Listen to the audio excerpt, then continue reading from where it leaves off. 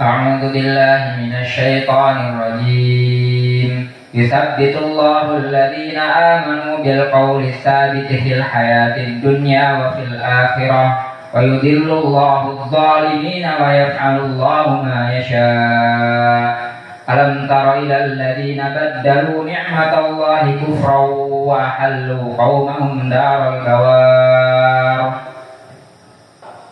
Yang ditulis dari Isa secara tauhid dari Injil Barnabas dan yang lainnya, kemudian yang tersisa dibuatlah Injil palsu yang sekarang menyebar di kalangan mereka, yang ditulis oleh The Saint Paul.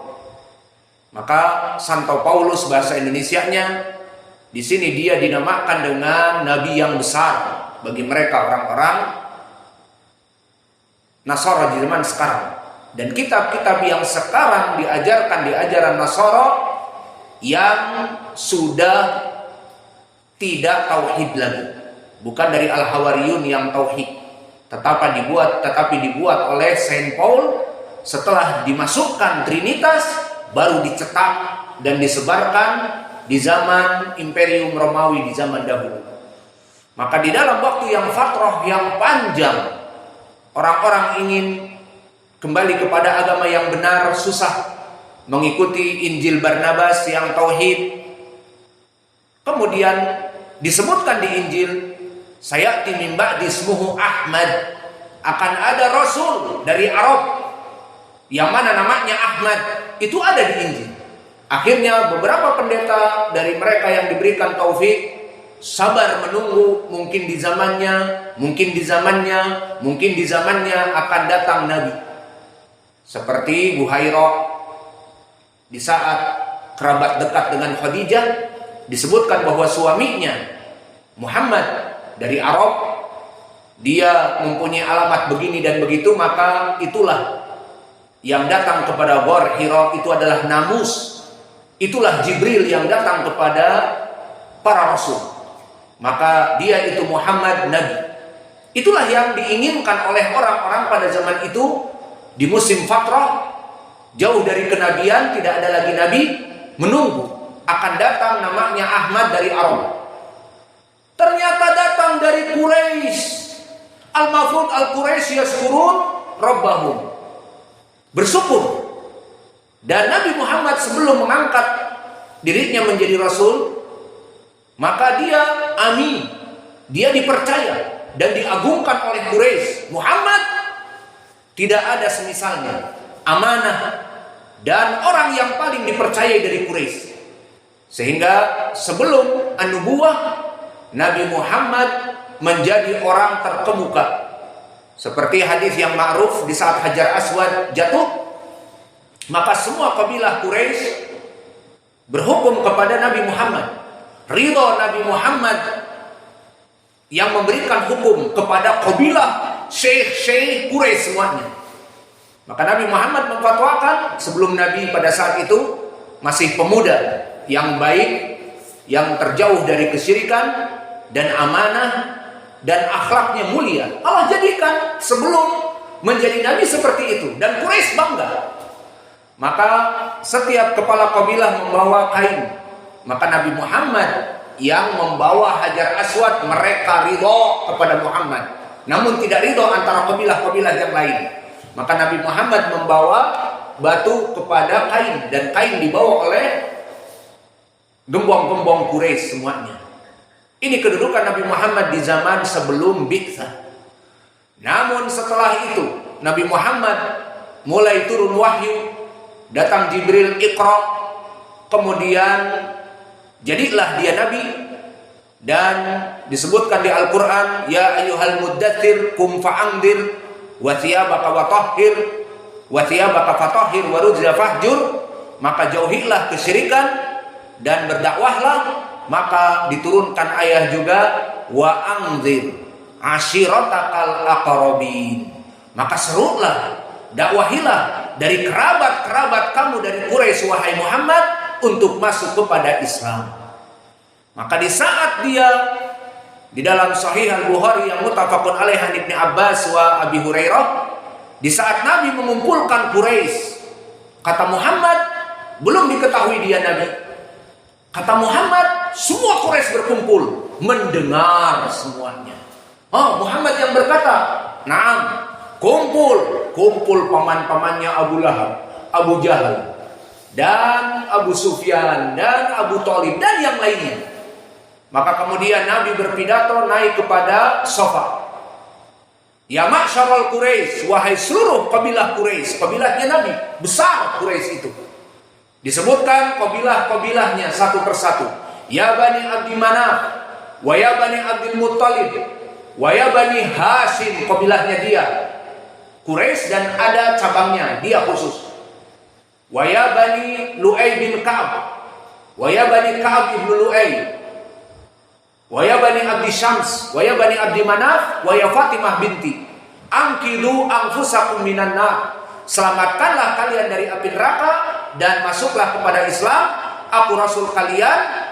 Disebutkan, "Qulu la ilaha illallah tuflihu."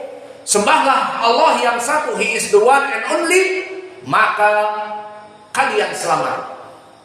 Mereka faham makna la ilaha illallah. Inilah bagaimana Arab memahami makna la ilaha illallah.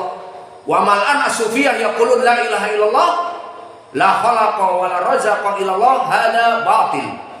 Al-Arab al-asl min kufar Quraisy ya'lamun makna la ilaha illallah, menjadikan Allah yang mereka sembah itu ilah hanya satu. Yatrukul Lat, Uzza, Manah wa Hubal wa 300 wa sittun minas sanam wal andad. Menghilangkan semua itu 360 patung yang ada di Ka'bah, dan Lat, Uzza, Manah dan Hubal dihilangkan, diganti satu Allah. Barulah mereka menyadari bahwa Muhammad ini ingin menghancurkan peribadatan kami kufar Quraisy. Dan ini Allah bongkar di dalam surat Shad, "Aja'alal alihata ilaha wahida, inna hadza lasyai'un ujab." Wahai Muhammad, kamu ingin menjadikan sesembahan kami yang banyak ini kemudian hanya menjadi Allah yang satu saja, tauhid maknanya. Bahkan tidak seperti An-Nasara yang salisu salasa dan Uzair ibnullah, orang-orang Yahudi yang syirik juga. Maka kelompok kufar Quraisy, "Muhammad, kamu ingin menjadikan ilah kami yang banyak ini menjadi satu? Inna hadza lasyai'un ujab." Ini adalah unbelievable, perkara yang tidak masuk akal, menandakan pada zaman itu peribadatan itu harus banyak politeisme, bukan monoteisme. Pada zaman itu terutama. Maka mereka kabur, lari semua dari ajakan Nabi Muhammad. Tidak cukup dengan itu disebutkan, sebab turun ayat dari Tabbat Yada. Maka berkata Abu Lahab, pamannya Nabi yang paling garang, "Ya Muhammad, tabban laka sa'iral yaum, alihada jama'atana." Wahai Muhammad, celaka bagi kamu, kecelakaan yang besar. Sepanjang hari ini kami, paman-paman kamu yang sanadid Quraisy, gembong-gembong Quraisy, gembong Arab, maka tunduk kepada kamu, hadir-hadir. Namun untuk apa? Menyembah Allah yang satu. Itu perkara yang tidak bisa diterima. Celaka kamu mengumpulkan kami untuk menyembah Allah yang satu. Turun ayat dari Allah, "Tabbat yada Abi Lahab wa tab." Yang celaka itu kamu, wahai Abu Lahab. Maka ayat ini turun sampai hari ini di Snau kita membaca ayat ini mencela Abu Lahab karena mencela Allah dan Rasulnya pada saat itu. Kesimpulannya, barakallahu fikum, alam taro ilal ladina badalu ni'matallah kufran wa ahlu qaumahum daral bawar. Maknanya betapa terheran-herannya kita lihat mereka orang Quraisy, Allah jadikan Rasul dari mereka. Harusnya mereka bersyukur. Ini maknanya.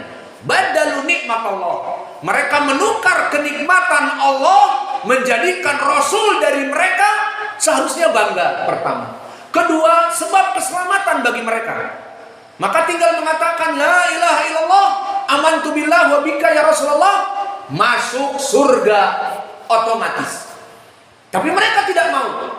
Itulah makna ayat badalu nikmatallahi kufron, mengganti kenikmatan Allah dengan Rasul dari mereka dengan kekufuran kepada Nabi Muhammad.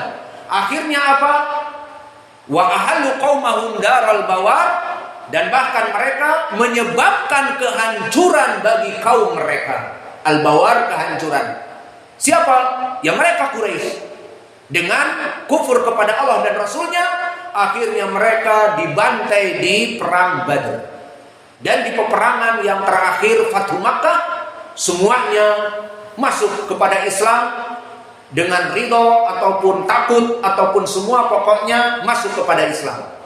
Maka ini di dunia mereka dihinakan dengan dibunuh di Badr, dan di hari akhirah mereka forever in hell seperti Abu Jahal, Abu Lahab, Abu Talib, dan yang lainnya.